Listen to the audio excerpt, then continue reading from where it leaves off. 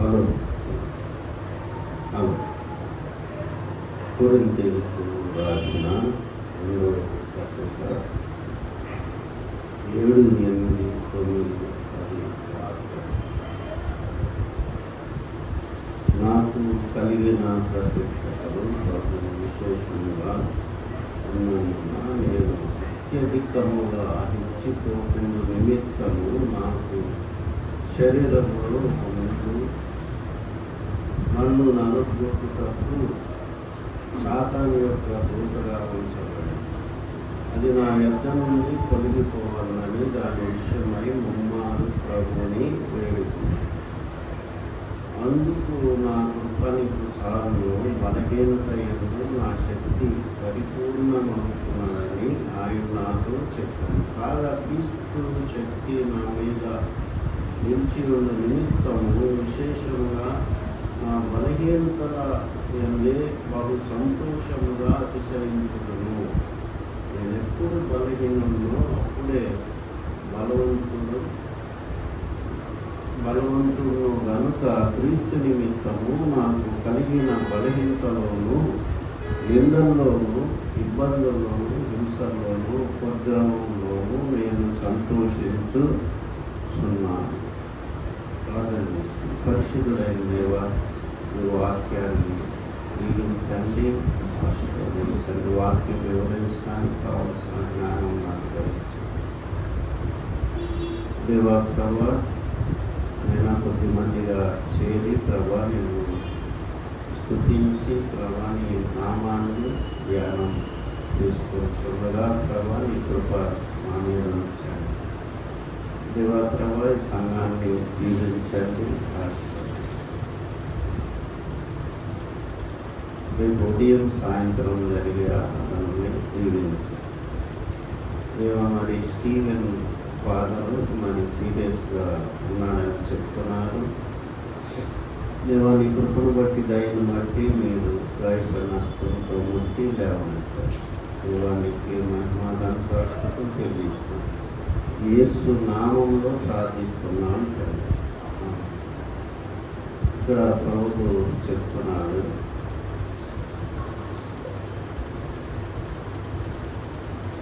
పాత నిబంధనలో దావీదు ఎన్ని హింసలు పడ్డాడు, అంతకంటే ఎక్కువగా పౌలు పడినట్లు మనం చూస్తున్నాము. మనం 11వ అధ్యాయము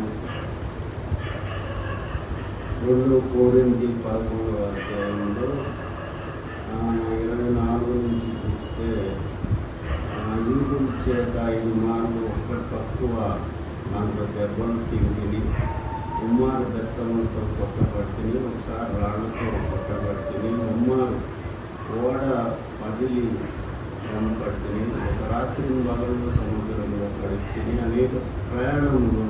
అనేక పర్యాయంలో ప్రయాణములను, నదుల వలనైన ఆపదలోను, దొంగల వలనైన ఆపదలోను, నా స్వజనుల వలనైన ఆపదలోను, అన్ని జనుల వలనైన ఆపదలోను, పట్టణంలో ఆపదల్లోను, అరణ్యంలో ఆపదల్లోను, సముద్రంలో ఆపదల్లోను, కపట సహోదరుల వలన ఆపదల్లోనూ ఉంటిని. ప్రయాసంతోనూ కష్టంతోనూ, తరచుగా త్యాగాలంతోనూ, ఆకలితోనూ, తరచుగా ఉపవాసంతోనూ, చలితోనూ, దిగంబరత్వంతోనూ ఉంటిని. ఇంకా చెప్పవలసినవి అనేకముగా ఉన్నాయి. కాబట్టి ఇక్కడ పౌలు మనకేం చెప్తున్నాడంటే, విశ్వాసం అనేవాడికి శ్రమలు, కష్టాలు తప్పవని చెప్తున్నాడు. అదే మాట తిమోతి పత్రికలో కూడా చెప్తున్నాడు. ఏమన్నాడు? నేను దేవునికి ఎంతో క్లోజ్గా ఉన్నానని చెప్తున్నాడు. నాకు కలిగిన ప్రత్యక్షతలు ఎన్నెన్నో అని చెప్తున్నాడు. తర్వాత నేను 3వ ఆకాశంలోకి వెళ్ళానని చెప్తున్నాడు. మరి ఇంకేమి సాక్ష్యం ఇస్తున్నాడంటే, మరి నేను శరీరంతో వెళ్ళాను, ఆత్మతో వెళ్ళాను నాకే తెలియదని చెప్తున్నాను. కాబట్టి ప్రతి విశ్వాసికి దేవుడు కష్టాలు ముళ్ళనేది పెడతాడు. ముళ్ళనేది పెట్టకపోతే విశ్వాసిని దేవుడు పోగొట్టుకునే అవకాశం ఉంటుంది. మన బిడ్డల్ని మనం ప్రేమించిన సంఘంలో వాళ్ళని ఎవరిని కూడా వదులుకోవటం దేవునికి ఇష్టం లేదు. అందుకని మనం కంటిన్యూస్ కాంటాక్ట్లో దేవునితో ఉండటానికి దేవుడు మనకి ముళ్ళు పెడతా ఉంటాడు. కాబట్టి మావటి వాడు ఏరుకి ఏదో పెట్టి గుచ్చుతూ ఉంటాడు. అంకుశం. ఎందుకని దానికి బలం ఎక్కువ మాట ఎందో మానవుడు అంతకంటే బలవంతుడు. దేవుడు కనుక కష్టాలు బాధలు కట్టుకుంటే దేవుడిని ప్రశ్నిస్తాడు. ఆయన చేసింది ఎందుకో అర్థం చేసుకోకుండా దేవుడిని దూషించి మరి యోగ భార్య ఉంటుంది, దేవుడిని దూషించి మరణం రమ్మాట అంటే అంత బలవంతుడు మానవుడు.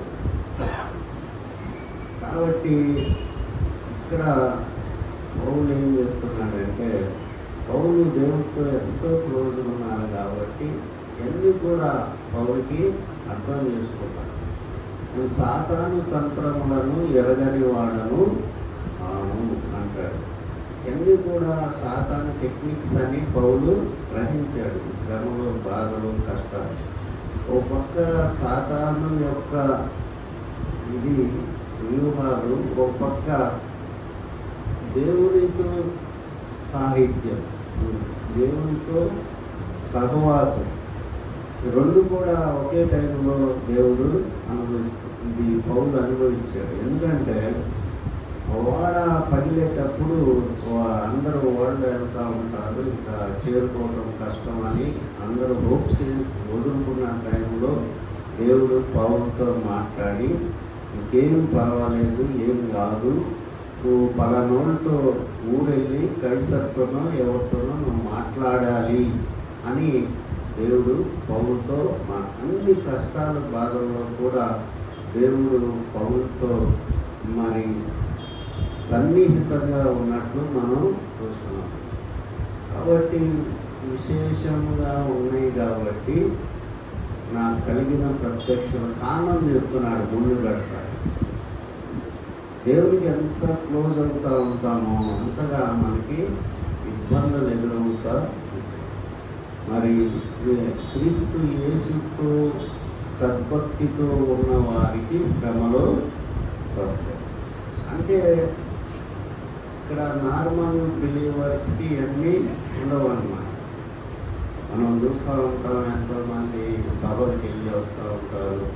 ఏసన్న సభలకు కానీ ఎంతో లక్షల మంది వెళ్తూ ఉంటారు. వీళ్ళందరూ కూడా ముళ్ళు అనేది ఉండదు. ఎవరు పోతారంటే ఎక్కువగా దేవునితో నడిచి మరి ఎక్కువగా పరిచర్య చేసే వాళ్ళకి ఇవన్నీ కూడా ఉంటాయి. ఆయన యొక్క పరిచర్యలో పాల్గొనే వాళ్ళకి బాధలు, కష్టాలు తక్కువ అని పౌలు చెప్తున్నాను. ఇదంతా ఎందుకంటే ఎబ్రీయులకు రాసిన పత్రిక 10వ అధ్యాయం నుండి 12వ అధ్యాయం 10, 11 వాక్యాలు మనం చదివితే దీని యొక్క ఉద్దేశము మనకి అర్థమవుతుంది. ఈ యొక్క ముళ్ళు యొక్క ఉద్దేశం ఎబ్రీయులకు రాసిన పత్రిక 12వ అధ్యాయం 10, 11 వాక్యాలు.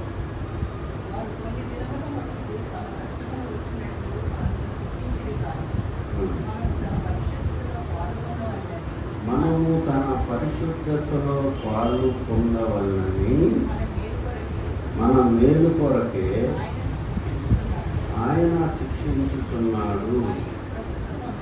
మరియు ప్రస్తుతమందు సమస్త శిక్షయు దుఃఖకరముగా కనపడనే కానీ సంతోషకరంగా కనపడదు. అయినను దాని యందు అభ్యాసం కలిగిన వారికి అది నీతియును సమాధానమైన ఫలమిచ్చును. కాబట్టి చాలా గొప్ప ఆశీర్వాదము ఈ శ్రమల ద్వారా మనకు వస్తుందని హెబ్రీయుల గ్రంథకర్త మనకి చెప్తున్నాడు. కాబట్టి పౌలు మరి ఆయన సేవ చేశాడు అనేది మనకి లివింగ్ ఎగ్జాంపుల్స్ ఉన్నారు ఇక్కడ. ఎబ్నేజర్ పాల్ గారు ఆయన మరి ఆక్సిజన్ ఒక్కోసారి 65-70కి వెళ్తుందండి. సామాన్యంగా బతకరు, అట్లాగా ఆక్సిజన్ లెవెల్స్ తగ్గిపోతాయి. మరి దేవుడు శక్తినిచ్చి నడిపిస్తూ ఉంటాడు మనకి. ఇక్కడ ఈ టైంలో మరి పాల్ గారికి దేవుడు అంత శక్తి ఇచ్చాడంటే మరి పరిశుద్ధుడైన పౌలు, అపోస్తుడైన పౌలుకి ఆ విధంగా జబ్బుల్లో ఈ ముళ్ళనేది రకరకాలుగా వర్ణిస్తారు. అది శోధన అని చెప్తారు, కొంతమంది కంటికి సంబంధించిన జబ్బు అంటారు, కొంతమందికి కడుపు నొప్పి అంటారు, రకరకాలుగా చెప్తారు. అదేంటో మనకి ఖచ్చితంగా తెలియదు, కానీ మొత్తానికి ఒక శరీర సంబంధమైన అనారోగ్యం అని చెప్తారన్నమాట. కాబట్టి అది సాతాను దూతగా ఉంచాడు. అంటే ఇక్కడ మనం ఏమి చూస్తామంటే దేవుడు సాతాను కూడా వాడుకుంటాడు. దేనికి వాడుకుంటాడు? తన బిడ్డల్ని బలపరచడానికి సాతాను కూడా వాడుకుంటాడు. మనకి అది ఎట్లా తెలుస్తుందంటే మనం రాజుల గ్రంథం చూసినట్లయితే మొదటి రాజులు చివరి అధ్యాయంలో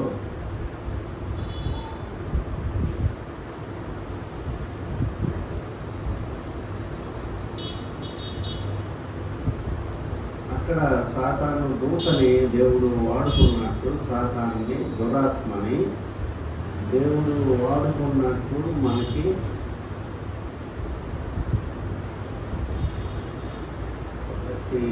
రాజులు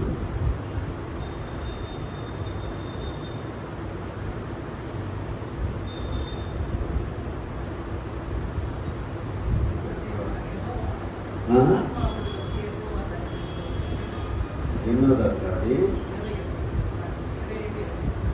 22, 21, 20 నుంచి చదివితే మనకి అర్థమవుతుంది. ఆహాబు రామోగిలాదు మీదకి పోయి అక్కడ ఓడిపోనట్లుగా ఎవడు అతన్ని ప్రేరేపించునని యెహోవా సెలవీయగా ఒకడు ఈ విధంగా మరి ఒకడు ఆ విధంగా సూచన చెప్పుచుండేది. అంతలో ఒక ఆత్మ ఎదుటికి వచ్చి యెహోవా సన్నిధిన నిలవబడి నేను అతన్ని ప్రేరేపించదనగా యెహోవా ఏ ప్రకారము నీవు అతన్ని ప్రేరేపించుదు అని అడిగాను. అందుకు అతడు నేను బయలుదేరి అతని ప్రవక్తల నోట అబద్ధమాడు ఆత్మగా ఉండునని చెప్పగా ఆయన నీవు అతన్ని ప్రేరేపించి జయమునందుకు పోయి ఆ ప్రకారం చేయమని అతనికి సెలవిచ్చాడు. కాబట్టి అన్నీ కూడా సాతాను కూడా దేవుని కంట్రోల్లో, టోటల్ కంట్రోల్లో ఉంటుందన్నమాట. సాతాన్ని ఒక దేవుడు మరి తన ప్లాన్లో వాడుకుంటాడు. తన యొక్క చిత్తము నెరవేర్చడానికి సాతాను కూడా దేవుడు ఏదైనా కమాండ్మెంట్ ఇస్తే సాతాను నో అనటానికి వీలు లేదని. చాలామంది ఏమనుకుంటారంటే అమ్మో సాతాను బయటవాడు, శక్తి గలవాడు, మరి సాతానుతో మనం పెట్టుకోకూడదు అనుకుంటారు. కానీ ఇది వాస్తవం కాదన్నమాట. ఇక్కడ పౌరుడు కూడా సాతాను దూతగా ఉంచాడు ముళ్ళు అనేది. దానివల్ల పౌలు మరి గొప్ప సేవ చేయగలిగాడు. తర్వాత ఏమన్నాడు? దాని విషయమై ముమ్మారు వేడుకోండి. పౌలు చేతి గుడ్డలతో మరి ఎంతోమంది స్వస్థపడ్డవాళ్ళని మనం అపోస్తల కార్యంలో చూస్తాం. అలాంటి పౌలు మరి ముమ్మారు బతిమలాడినా కానీ దేవుడు స్వస్థపరచలేదు. కానీ ఏమన్నాడు, నా కృప నీకు చాలునని చెప్తున్నాడు. కాబట్టి మనం అన్నిటికంటే గొప్పది ఏంటంటే దేవుని కృప అనేది అన్నిటికంటే కూడా గొప్పదా. ఒక్కోసారి మరి దేవుడి ప్రణాళిక మనకి తెలియదు. కొంతమంది ఏమంటారంటే ఒక విశ్వాసి పాపం చేసినప్పుడు తొందరగా దేవుడు అతన్ని తీసుకొని అతను నరకానికి వెళ్ళకుండా సేవ్ చేస్తాడని కూడా అంటారు. మనం 1 కొరింథీ 5వ అధ్యాయంలో ఒకడు మరి తన తండ్రి భార్యని పెట్టుకున్నాడు, దాంతో దిగునవుద్ది, అతనికి సాతానికి అప్పగించండి అంటాడు పౌరుడు సంఘం నుంచి బయటేసి. అప్పుడు వాడు మళ్ళీ టర్న్ అవటానికి దేవుని వైపు తిరగటానికి వీలు ఉంటుంది అన్నట్లుగా ఆ 1 కొరింథీ 5వ అధ్యాయం అంతా కూడా మనం చూస్తాము. కాబట్టి దేవుడు తన ప్రేమించే బిడ్డల్ని సేవ చేయడానికి అనేక రకాలుగా ప్రయత్నం చేస్తాడని మనం అర్థం చేసుకోవాలి. ఆయన మరి 4వ అధ్యాయం గలతీయులకు 13వ వాక్యంలో చెప్తాడు, ఆయన ఏం బాధపడుతున్నాడు అనేది. గలతీయులకు రాసిన పత్రిక 4వ అధ్యాయం 13వ వాక్యంలో చేయలేదు. మొదటిసారి శరీర దౌర్బల్యం కలిగినాను, నేను సువార్త మీకు ప్రకటించినని మీరు ఎరుగుతారు. కాబట్టి నాకు ఉన్న ఫిజికల్ డిఫెక్ట్, నా వ్యాధి, నా బాధ, నా కష్టం ఏమి కూడా సువార్త ప్రకటనకి అర్థం కాలేదని ఆయన చెప్తున్నాడు. సువార్త ప్రకటించాను నేను, నాకు అంత దౌర్బల్యం, శరీర దౌర్బల్యం కలిగినాను, నేను సువార్త మీకు ప్రకటించుతున్నానని మీరు ఎరుగుదరని గలతీ సంఘానికి పౌలు చెప్తున్నాను. కాబట్టి మరి మనం జనరల్గా కష్టాలు బాధలు వచ్చినప్పుడు మనం ఏం చేస్తామంటే కష్టం వైపు మనం ఫోకస్ చేస్తాం, ముందు ఎట్లా బయటపడాలి. కష్టాల్లో కూడా దేవుణ్ణి స్తుతించి దేవునికి సాక్షిగా మనం ఉండి సువార్త ప్రకటించడం అంటే ఉలిపీటెక్కి చెప్పడమే కాదు, మనకి రోజు ఫోన్లో చెప్పవచ్చు, రకరకాలుగా వాట్సాప్లో మెసేజ్ పెట్టి సువార్త చెప్పవచ్చు. ఈ రోజుల్లో మరి డిజిటల్ వరల్డ్లో ఉన్నాం మనం, రకరకాలుగా మనం చెప్పవచ్చు అన్నమాట. నాకు మరి దేవుని కృప ఎక్కడన్నా ఎవరన్నా పరిచయం అయితే 2 మాటలు చెప్తాను, ఎక్కువ చెప్పను. ఎందుకంటే వాళ్ళకి అది ఇంజెక్ట్ కాదు, ఎందుకంటే సాతాను అధికారంలో వాళ్ళు ఉంటారు. ఒకసారి ఆలోచించుకోవాలని చెప్తాను, కొన్ని వాక్యాలు చెప్పి. దేవుని వాక్యం సత్యం కాబట్టి ఎవరు కూడా దాన్ని ఖండించలేరు. ఇక్కడ పౌలు భక్తుడు కాగా క్రీస్తు శక్తి నా మీద నిలిచి నిమిత్తము విశేషంగా నా బలహీనతలైంది బహు సంతోషంగా సేపడు. కాబట్టి బాగా బలహీనతలో మనం ఇప్పుడు పాలగారికి ఎంత ఆనందం వస్తుందో, నేను ఇంత బలహీనగా ఉండి ఇంత పరిచర్య చేస్తున్నాను అనేది వాళ్ళకి చెప్పేవాళ్ళు అది అనుభవిస్తారన్నమాట. కాగా క్రీస్తు శక్తి నా మీద నిలిచి ఉన్న నిమిత్తము విశేషంగా నా బలహీనత ఎందే బహు సంతోషంగా అతిశయపడు. నేను ఎప్పుడు బలహీనో అప్పుడు బలం ఉంటుంది కనుక క్రీస్తు నిమిత్తము నాకు కలిగిన బలహీనతలో, నిందల్లో, ఇబ్బందుల్లో, హింసల్లో, ఉపద్రవంలో నేను సంతోషించు. కాబట్టి పౌలు ఏదో కథలాగా ఉద్రేకంతో, రాజకీయ నాయకులు ఎక్కువగా ఉద్రేకంతో చెప్తూ ఉంటారు, అది చేస్తాను, ఇది చేస్తాను, మీరు దిగులు మీ కన్నీళ్ళు తుడుస్తాను, ఆడబిడ్డలకి ఇబ్బంది లేకుండా చేస్తాను, అది ఇది అని అనేక వాగ్దానాలు, దొంగ వాగ్దానాలు చేస్తాను. పౌలు అట్లేం చెప్పలేదు. పౌలు మరి 2 సంవత్సరాలు భయంకరమైన కఠిన కారాగార శిక్ష అనుభవిస్తూ 3 పత్రికలు రాశారు. అవేంటంటే ఎఫెసీయులు, ఫిలిప్పీయులు, కొలస్సీ. బాబాయ్ ఒకసారి అడిగారు, పత్రికల్లో మీకు ఏది ఇష్టం అని. ఆయన కడుక్కోకుండా ఎఫెసీయులు రాన్నారు. బాబాని ఏదైనా బైబిల్ క్వశ్చన్ వేస్తే ఆము అని ఏమన్నారు, అని టైం తీసుకో వెంటనే చెప్పారు. ఎందుకంటే బైబిల్ అనేక మార్లు చదివాడు కాబట్టి దాని యొక్క టేస్ట్ ఆయనకి తెలుసు. ఎఫెసీయులు కాదు కాబట్టి అంత గొప్ప పత్రికలు ఆయన అంత బాధపడతా మరి ఒక ముద్ద పైనుంచి దించుతారంట చిన్న నమ్మరంలో. మరి ఉపేంద్ర అనే భక్తుడు చెప్తున్నాడు, ఏం చెప్తున్నాడు, నేను వెళ్ళాను పౌలున్న కారాగారం చూశాను, అది ఎంత కింద భూమి కింద ఉంటాడు, భూమి కింద వెలుతురు ఉండదు, ఏముండదు, అన్ని పాత్రలు పెట్టిన అన్ని దాంట్లోనే. మరి ఆ చీకట్లో దేవుడు పౌరుని అద్భుతంగా వాడుతున్నాడు. కాబట్టి మనం క్వశ్చన్ వేస్తే దేవుడు నా కోసం ఏం చేసామంటే మనకి దగ్గర జనరల్గా ఆన్సర్ ఉండదు. మనం ఒక ఆత్మనన్నా పట్టుకొని ప్రభు దగ్గరికి నడిపించాలి. కాబట్టి మనం కొద్దిగా కష్టపడటం అనేది దేవుని సేవలో అలవాటు చేసుకుంటే ఖచ్చితంగా మన కష్టానికి ఫలితం ఉంటుంది. 1 కొరింథీ 15వ అధ్యాయంలో ప్రభువునందు మీ ప్రయాస వ్యర్థం కాదు. ఆత్మ గెలవాలంటే ప్రయాస అనేది ఖచ్చితంగా ఉండాలి. ప్రయాస అనేది లేకుండా ఆత్మ అనేది గెలవటం అనేది ఇంపాసిబుల్ ఉండాలి. కాబట్టి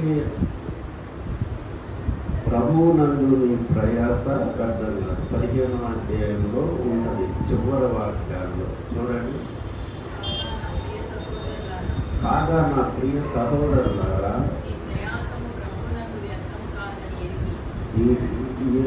ఈ ప్రయాసము ప్రభువునందు వ్యర్థం కాదని ఎరిగి